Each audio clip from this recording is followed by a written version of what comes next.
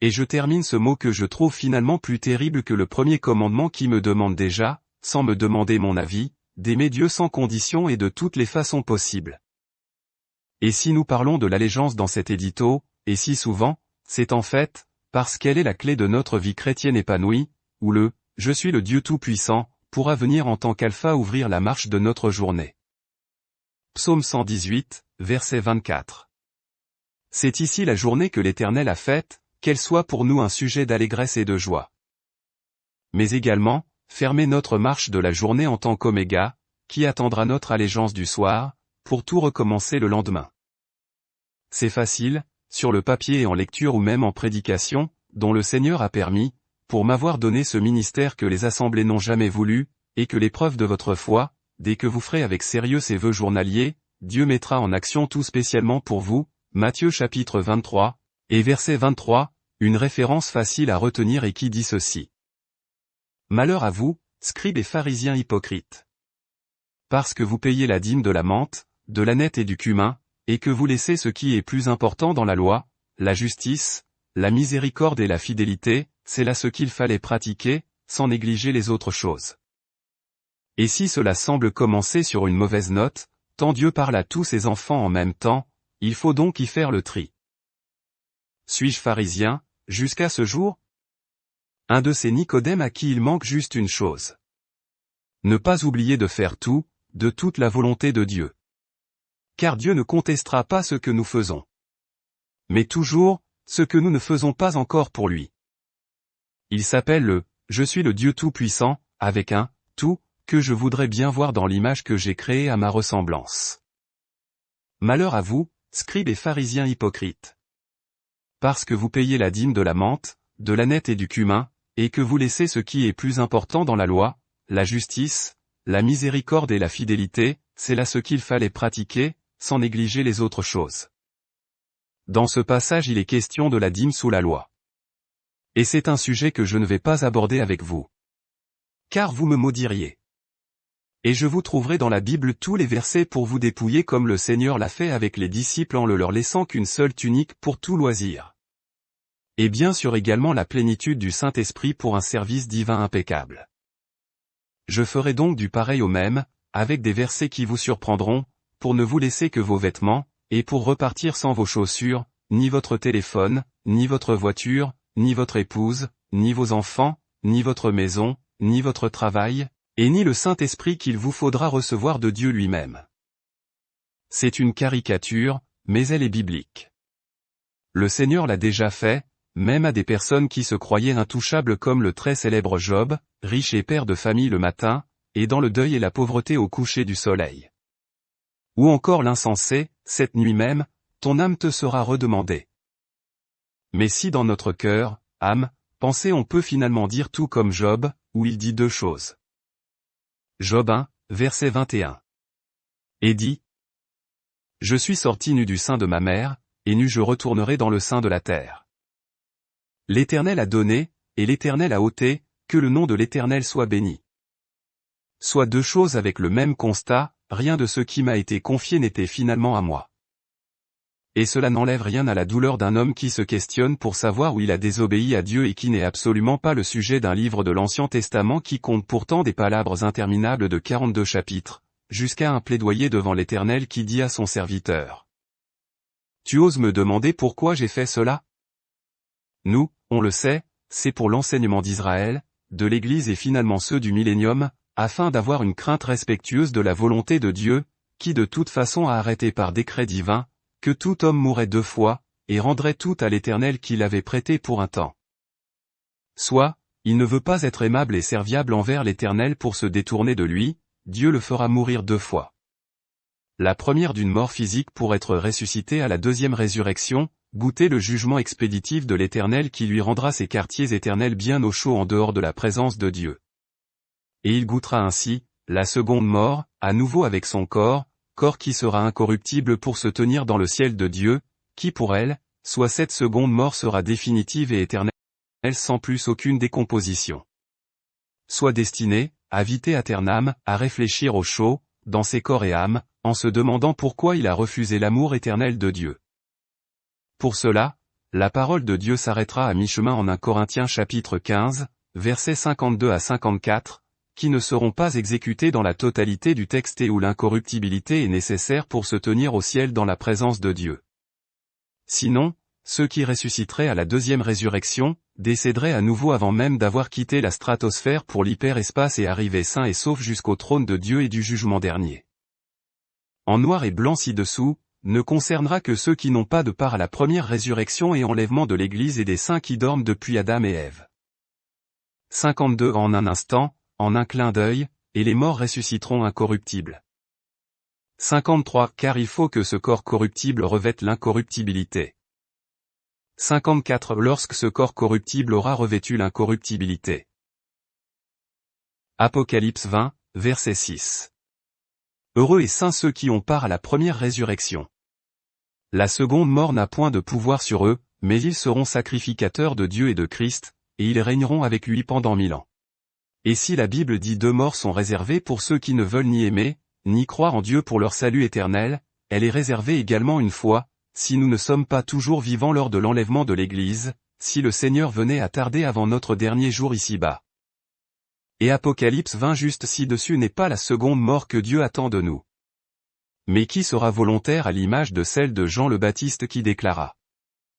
Jean 3, verset 30. Il faut qu'il croisse, et que je diminue. Et si l'idée est fort simple car la marque d'amour d'un serviteur de Dieu qui voudra également rendre l'amour à Dieu, celui qui l'a reçu, pour avoir compris que le Seigneur a tout quitté de son ciel de gloire pour une place de choix sur le calvaire où l'homme, nous compris, avions désiré même de façon involontaire, faire une croix nous aussi sur l'amour de Dieu, avant de nous repentir, comme dans la parabole des 2 fils, pour accepter à la fois la croix de Christ pour notre salut, et comprendre que Dieu, rien qu'avec le premier commandement, demande un retour d'ascenseur, soit un œil pour œil, de l'amour reçu afin de le rendre selon la parabole des talents, non pas à hauteur de 1 pour 1, mais de rendre à Dieu au double, de ce qu'il nous a donné à savoir, un amour inconditionnel pour Dieu de tout notre cœur, âme, pensée et force, ce qui fait le de l'amour de Dieu que nous avons reçu. Puis vient inévitablement en retour, le deuxième talent de la parabole que le Seigneur attend, et qui est simplement le piège de l'amour de Dieu qui se referme sur nous par le deuxième commandement, tout semblable au premier, pour nous acquitter de la dette de l'amour de Dieu pour nous. Matthieu 22, verset 39. Et voici le second, qui lui est semblable.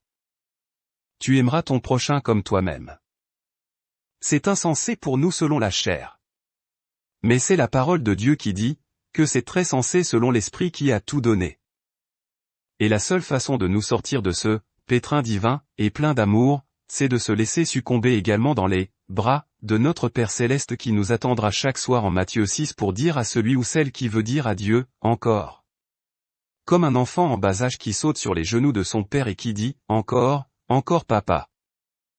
Mais quand tu pries, entre dans ta chambre, ferme ta porte, et prie ton Père qui est là dans le lieu secret, et ton Père, qui voit dans le secret, te le rendra. Selon le verset 6, soit Matthieu 6. Et dans le « te le rendra », Dieu est près lui, de son côté à nous rendre ce qui sera demandé selon sa volonté à lui. Et il nous rendra, Christ, pour toute une journée et pratiquement pour nous tout seuls si nous faisons une dizaine de vœux qui sentent bon le bon pain pour lui dire. Donne-nous aujourd'hui notre pain de vie quotidienne, Christ, dans le verset 11. Et comprendre que l'on peut avoir le Christ pour soi seul toute une journée, soit le « Je suis le Dieu Tout-Puissant », qui ne dit plus tout à fait le même message qu'à Abraham qui avait l'oméga sur le dos, tant il devait marcher devant la face de l'Éternel pour être intègre. Genèse 17, verset 1. Lorsqu'Abraham fut âgé de 99 ans, l'Éternel apparut à Abraham, et lui dit, « Je suis le Dieu Tout-Puissant. Marche devant ma face, et sois intègre. » Dieu veut toujours la même chose, soit notre intégrité face à la parole de Dieu qui nous est révélée. Et que se passe-t-il si nous ne demandons pas la présence de Christ? L'allégeance journalière, et le soir venu, est une très bonne façon de mettre en pratique déjà ce que Dieu souhaite pour nous voir dans notre vie du lendemain. C'est toujours un test pour savoir si Dieu a la première place selon le premier commandement. On peut bien survenir à lui par ce verset. Éphésiens 6, verset 18. Faites en tout temps par l'Esprit toutes sortes de prières et de supplications. Veillez à cela avec une entière persévérance, et priez pour tous les saints. Et dans toutes sortes de prières, même si Paul ne le souligne pas, laissant l'allégeance au bon soi de celui qui nous a prié de penser à lui de cette manière aimante, qui fait partie intégrante des toutes sortes de prières, dont parfois nos contenus ne sont que des soupirs inexprimables pour avoir oublié que Dieu avait la sienne et dont on n'a pas voulu sérieusement, comme toute l'Église de Jésus-Christ qu'il a boudé dans une pratique sincère et un enseignement dévoué de serviteurs de Dieu qui l'ont tout simplement ignoré dans leur prédication. Mis à part sans doute, les moments de réveil, avant que l'Église ne s'assoupisse à nouveau et finalement s'endorme profondément dans l'attente du retour de Christ. Fermez les yeux et essayez de voir votre assemblée qui dort profondément en dehors de l'allégeance de Christ, et qui arrive tout de même à chanter « Alléluia » le dimanche. Il y a dans cette phrase, tout comme dans ce verset ci-dessous, un haut le cœur qui s'insurge et proteste en disant « Mais non. Je ne dors pas, puisque je suis un brebis berger qui conduit le troupeau de Dieu, ou une brebis fidèle conduite par un brebis berger que j'estime fidèle dans son enseignement. » Vous pouvez bien sûr penser ce que vous voulez, mais cela n'enlève rien à la parole de Dieu et de ses 10 vierges qui disent toujours que vous êtes parfaitement endormis. Mais le verdict on le connaît pour l'avoir lu et relu sans le croire pour nous-mêmes. Mais si ce n'est toi, c'est donc ton frère, dit l'adage. Et si mon frère est coupable, c'est que j'ai moi-même une part de responsabilité pour ne pas avoir veillé sur lui. Genèse 4, verset 9. L'Éternel dit à Caïn, « Où est ton frère Abel ?» Il répondit, « Je ne sais pas, suis-je le gardien de mon frère ?» Et Dieu dit, « Oui, puisque je t'ai demandé de l'aimer comme toi-même. » Et ainsi, on ne peut jamais sortir indemne face à la parole de Dieu, sauf si l'on fait une chose insensée, pour les hommes. En se laissant mourir en elle, afin de nous tenir au plus près de Dieu qui aimera tout particulièrement cet amour sacrificiel pour le secourir de toutes les façons possibles, tant il est le « Je suis le Dieu Tout-Puissant », qui voit sa puissance dans notre intégrité, celle de Matthieu 6, verset 13, que Dieu évaluera au quotidien selon notre besoin et sans que notre visage n'ait même besoin de briller comme celui de Moïse qui faisait peur à toute l'assemblée. Et il est possible encore que vous ne voyiez pas votre nudité spirituelle. Alors voyez ce verset. Apocalypse 3, verset 17. Parce que tu dis, je suis riche, je me suis enrichi, et je n'ai besoin de rien, et parce que tu ne sais pas que tu es malheureux, misérable, pauvre, aveugle et nu. Verset qui m'a saisi il y a bien des années déjà. Diacre depuis ma nouvelle naissance, j'étais exactement comme dit ce verset, malheureux, toujours dans une ornière ou un sillon qui vous donne une démarche, de canard, qu'on se demande s'il va tomber à droite ou à gauche. J'aimais le Seigneur, et je le servais au mieux de ce que j'avais compris, de sa parole dont je m'étais assis en internat, durant 4 années dès l'aube de ma conversion. J'étais épanoui de pouvoir par mon ministère, même s'il n'a pas été pastoral à la sortie de l'Institut biblique. Et le Seigneur m'a gardé et soutenu malgré mes infirmités spirituelles. Je n'ai jamais revendiqué une perfection. Déjà même durant ma première année à l'Institut biblique et parfois devant des orateurs qui annonçaient un peu plus la parole de Dieu selon l'esprit et la lettre, soit un peu plus que le pasteur ne le faisait dans ses études hebdomadaires, je me rappelle pour l'avoir pensé avec mon cœur plusieurs fois à l'écoute d'orateurs comme Arthur Somerville ou Samuel Boada, que je me serais converti à Christ plusieurs fois, si cela n'était pas déjà fait. Mais j'ai dû tuer quelqu'un ou quelque chose pour que Dieu me mette à l'index durant près de 40 ans.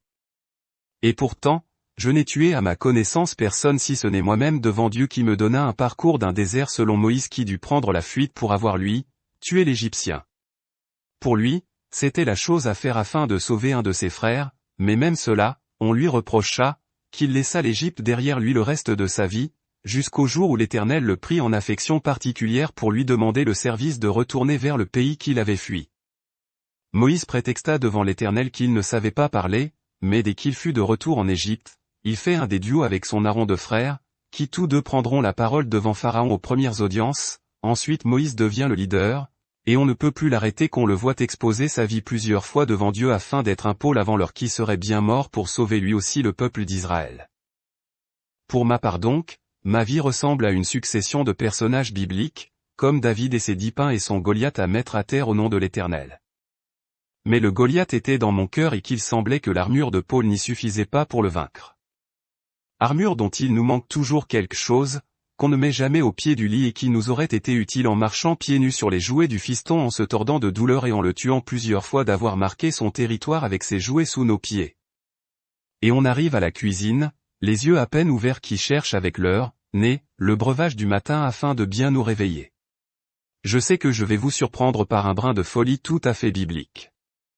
Et si le prophète Daniel ouvrait 3 fois sa fenêtre pour se tourner vers Jérusalem qui lui manquait en captivité, de mon côté j'ouvre la mienne, et regarde un instant le ciel, et dit, « Bonjour Père Céleste », ou « Bonjour Seigneur Jésus-Christ », ou « Bonjour Père Éternel », pour m'adresser à mon Dieu et le vôtre pour cette journée sous son regard, qu'il a pris soin, foi d'édito, de préparer tout spécialement pour moi d'après le psaume 124, verset 8. C'est ici la journée que l'Éternel a faite, qu'elle soit pour nous un sujet d'allégresse et de joie.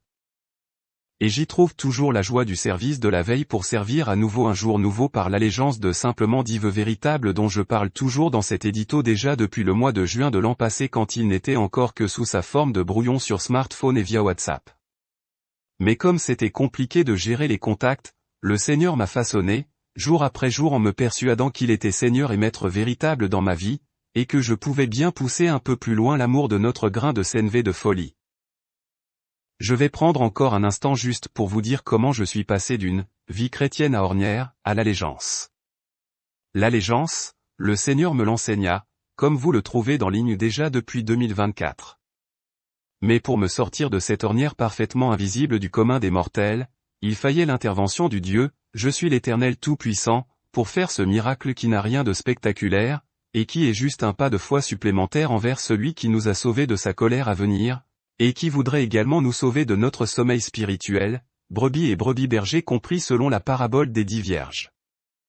Si vous ne la connaissez pas, alors que j'en parle souvent dans l'édito, ouvrez votre Bible en en-tête du chapitre de Matthieu 25, et contemplez-vous dans votre miroir somnolent. Je ne peux rien faire de plus pour vous. Et tant que vous ne verrez pas la profondeur de votre somnolence qui est devenue un profond sommeil, l'Éternel non plus, ne pourra rien pour vous. Dieu a laissé s'endormir Israël dans la foi qu'il avait mis dans le temple de Jérusalem qui était pollué de pharisiens qui mettaient à mal le peuple avec des fardeaux insensés qu'ils ne voulaient pas soulever. Pour l'Église, l'évangile pernicieux, d'Acte 20, l'a finalement mis en somnolence avant la fin du 1er siècle selon Apocalypse 3, verset 17. Acte 20, verset 30. Et qu'il s'élèvera du milieu de vous des hommes qui enseigneront des choses pernicieuses, pour entraîner les disciples après eux. Empêchant Dieu d'intervenir, mis à part ces phases de réveil au cours des siècles, pour se détourner de l'évangile pernicieux et revenir à l'Éternel qui aura toujours pitié. Comme ce fut le cas pour Israël, jadis qui allait sur une période de 1500 ans fluctuer en suivant ou non son Dieu. Jusqu'à Salomon, qui malgré 3 livres dans la parole de Dieu, aura finalement fini sa vie de façon lamentable en tournant le dos à l'Éternel et au temple qu'il lui avait pourtant construit, pour laisser son cœur tortueux par-dessus tout, se tourner vers les idoles de ses 1000 épouses. Les cheveux blancs de Salomon, ou de celui de l'homme en blanc que l'on voit dans le poste, ne sont absolument pas une garantie que la parole de Dieu est honorée et toujours aimée comme elle le devrait. Car à chaque fois que je vois son sourire trompeur qui se signe, au nom d'un père inconnu, d'un fils qu'il est tout autant et pour finalement manquer totalement d'esprit pour de parler en général que d'une Marie par-ci et que voilà à nouveau. Je me dis finalement que Dieu qui désire que tous les hommes soient sauvés et non seulement une Église qui se dit faussement universelle. Car j'ai regardé, pour y voir que cette assemblée était dans la lune de ses pensées, et n'atteignait jamais la première étoile du firmament de la création de Dieu, tant Dieu a déjà tant de mal à trouver, une seule brebis, de son troupeau qui n'en compte que 100 de l'humanité qui fuit sa présence pour ne jamais vouloir que le 100% du désir de Dieu soit atteint. Pourtant Dieu a bien donné, 100%, de lui-même afin d'effacer l'affront de l'homme qui continue à lui tourner le dos. Les églises plantent très peu. Les églises sèment très peu. Et Dieu doit effectuer son travail de sauveur avec des frères et sœurs endormis. 1 Corinthiens 3, verset 6. J'ai planté, Apollo a arrosé, mais Dieu a fait croître. Ceci, c'est pour la parole de Dieu qui manque toujours d'ouvriers. Et quand il se présente dans les assemblées où l'édito a frappé à plus d'une centaine de portes closes, qui prie bien d'envoyer des ouvriers dans la moisson, mais pas dans la leur. Et allez comprendre ensuite, quand Dieu annonce, alors qu'il était parmi nous en plein ministère en l'an 26, 27 et 29, et qui prophétise que sa belle future épouse s'est endormie à force d'attendre. Les disciples croyaient que le retour du Seigneur était proche, que Pentecôte annonçait avec éclat son retour prochain. Mais, le soufflet, n'est pas seulement retombé.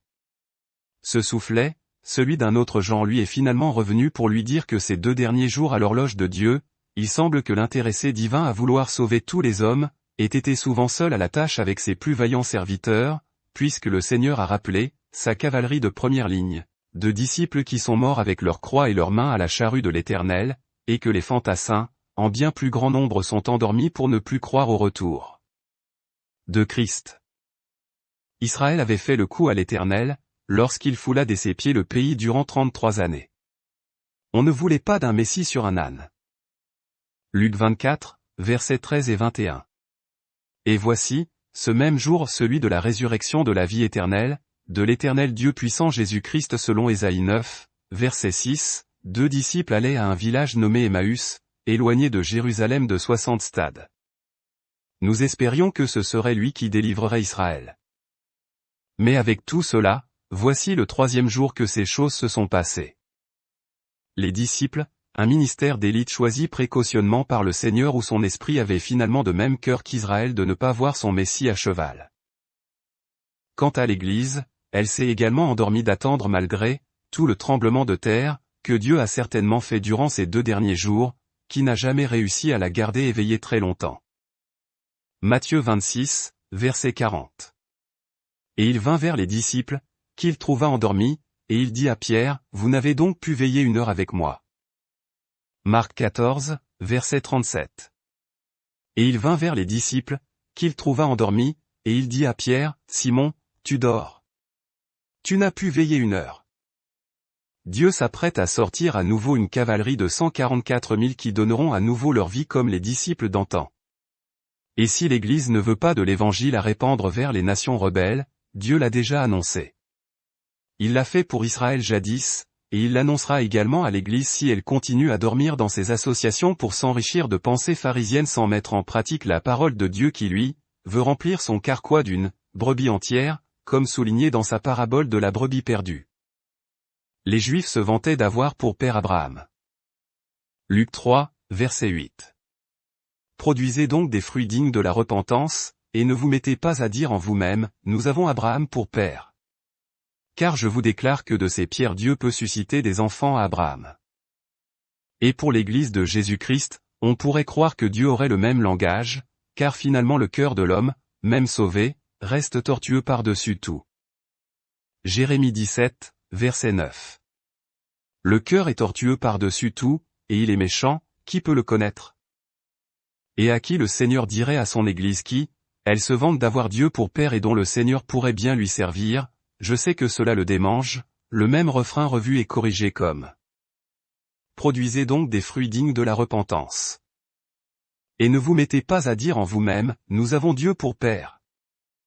Car je vous déclare que de ces pierres Dieu peut susciter des enfants à Abraham. Et l'édito vous confie à présent un secret concernant cette ornière dont je parlais ci-dessus et qui me torturait à ne pas pouvoir faire la volonté de Dieu sans défaillir. C'est tout simple. J'ai rempli mon grain de sénévé, et j'ai dit à Père éternel, puisque je suis dans la main de Père céleste, selon Jean chapitre 10, versets 27 à 30. J'ai donc, bêlé, vers notre Père céleste. Puis comme deuxième argument, j'ai souligné devant la face de son Fils Jésus-Christ qui déclare exactement la même chose. Que je suis également à part entière dans sa main à lui aussi. Il serait juste de sa part, à notre Dieu, de bien vouloir prendre, ma main, dans sa double sienne, et surtout de la garder afin que je ne fléchisse plus et qu'il soit fier de mon service pour lui. Je n'ai pas dit à Dieu je ferai tout comme le premier et deuxième commandement. Non. Jamais de la vie éternelle qu'il m'a donnée. Mais lui, jour après jour, me poussant toujours un peu plus dans ses vouloir et faire, me sonda, m'enseigna l'obéissance en m'appuyant finalement sur l'allégeance que j'avais tant besoin pour me tenir, jour après jour debout comme un enfant obéissant qui ne voulait plus que faire la volonté de Dieu selon Matthieu 6, versets 6 à 13. Je ne vous dis pas que c'est facile comme prière que nos brebis bergers ont toujours considéré comme une prière d'enfant. Et c'est exactement ce qu'elle est, une prière d'enfant. mais une prière d'enfant de Dieu qui arme le bras de l'Éternel le Dieu Tout-Puissant. Si la Bible nous enseigne à ne pas ouvrir notre bouche pour dire du mal d'Israël, même si Israël a tort et qu'on le croit pire que ses ennemis. Il faut juste se rappeler, que lorsqu'il était dans la diaspora, parmi les nations dont il se cachait de l'Éternel, Dieu l'a trouvé toujours avec son courroux et a utilisé plusieurs nations.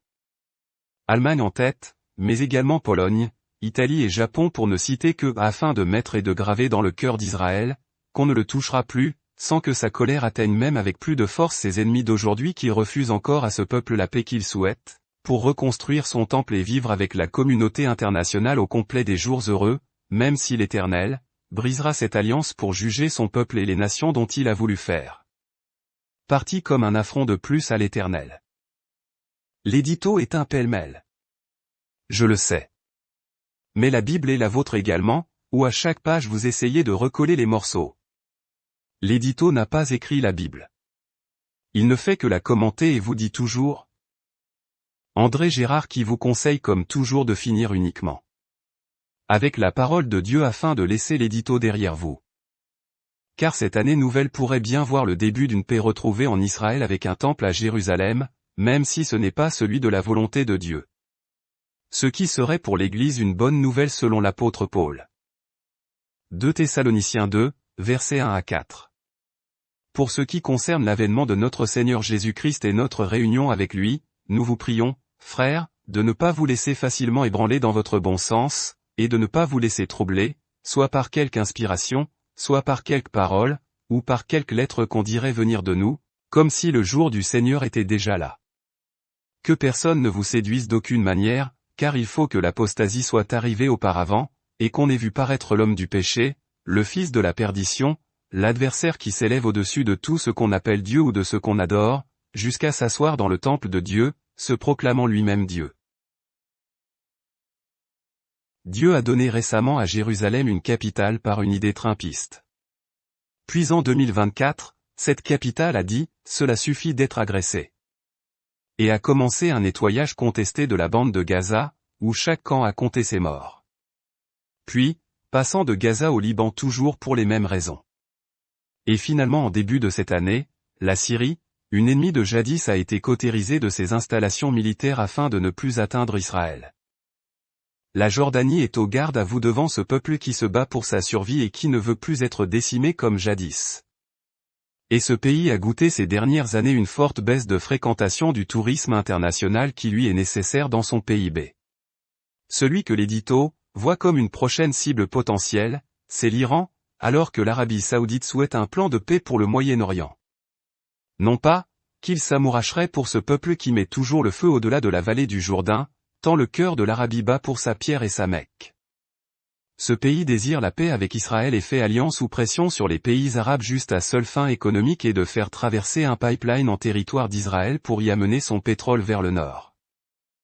L'Iran s'est calmé pour le moment et elle sait qu'elle pourrait être la prochaine victime de l'Éternel, que l'Iran ne craint absolument pas, mais on ne touche pas impunément à Israël, même si les yeux de ce peuple sont aveugles pour ne pas voir le Messie d'Israël pour le moment en la personne de Jésus-Christ, et qui fera finalement une place dorée à l'adversaire de Dieu, Satan, qui lui enverra son antéchrist hanté égal avant, le vrai qui viendra juste un peu plus tard, après avoir jugé Israël. Les nations, pour sauver ce fils prodigue qui a besoin de l'Éternel, et dont l'Éternel a besoin de lui pour tenir ses promesses, toutes ses promesses depuis Abraham, Isaac et Jacob. L'adversaire qui s'élève au-dessus de tout ce qu'on appelle Dieu ou de ce qu'on adore, jusqu'à s'asseoir dans le temple de Dieu, se proclamant lui-même Dieu.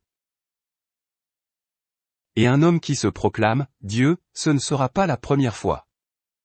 Paul l'a écrit en 2 Thessaloniciens chapitre 2 pour l'Église de Jésus-Christ qui finira sans doute de se réveiller en se rendant compte que le Seigneur sera à la porte du ciel pour l'accueillir juste après l'inauguration de ce temple à la gloire finalement de l'homme, puisque l'Éternel n'y est même pas invité.